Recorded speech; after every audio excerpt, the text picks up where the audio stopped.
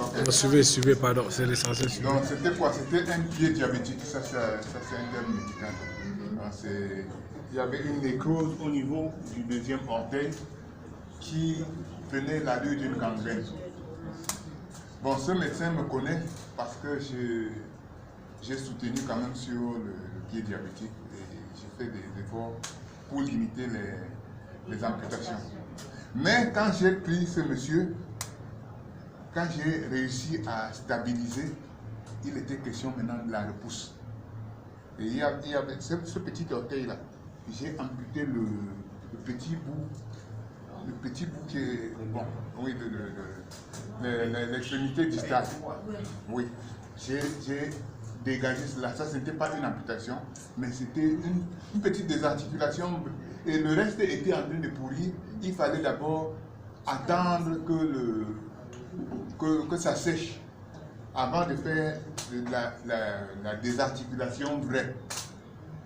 Pendant que je démarre, je fais connaissance, M. Fauteuil me fait bon, je suis passé ici, il m'a fait parler des cellules souches. J'ai donc commencé à donner des cellules souches à ce monsieur. Et avec le traitement, moi j'attendais que ça sèche pour que je fasse l'amputation. Mais à ma grande surprise, je vois c'est en train de pousser. Parce que tous ceux qui passaient, mes collègues qui passaient disaient, mais tu attends quoi pour amputer? Je dis que non, il ne faut pas amputer avec le pu. Il faut d'abord que ça sèche. Alors à ma grande surprise, quand je reviens, quand je lui ai donné, je reviens, je vois c'est en train de pousser, c'est en train de pousser, et puis il n'y avait plus, je ne pouvais plus faire l'amputation. Donc, et je vais vous dire une chose, c'est que quand j'ai ouvert, la cicatrisation ne prenait pas la forme normale, c'est-à-dire que c'est plutôt la forme, la partie distale poussait plus vite que la partie... oui, ça bourgeonnait mieux que la partie proximale. C'est-à-dire quand je vais parler de la partie distale, donc l'extrémité bourgeonnait mieux que la partie qui vient du cœur. Ce qui devait être le contraire.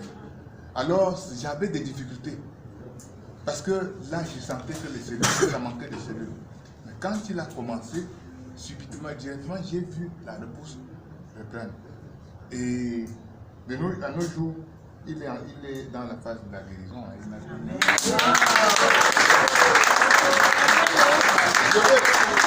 Je vais continuer en disant ceci. Il a un Doppler, malheureusement, il est suffisamment démuni. Parce qu'on avait fait le Doppler et il était à 80% de... Non, la veine était bouchée à 80%. Donc, l'amputation était normale. Parce que 20%, c'était pas suffisant pour permettre pour espérer une bonne circulation, une bonne cicatrisation. Alors, quand j'ai ouvert et que ça traînait, la cicatrisation traînait, je savais qu'il y avait vraiment ce problème de bouchage au niveau des vaisseaux. Dès qu'il a commencé à faire, tout est revenu et même la coloration est redevenue bien. Donc, je vais dire... Merci. Merci.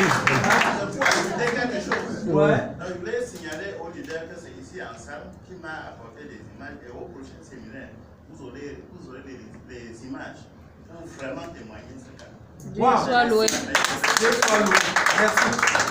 Merci. Oui, je vais vous dire que il y a lieu de bien revoir ce produit parce que c'est bien, mais il y a des choses qu'il faut encore améliorer.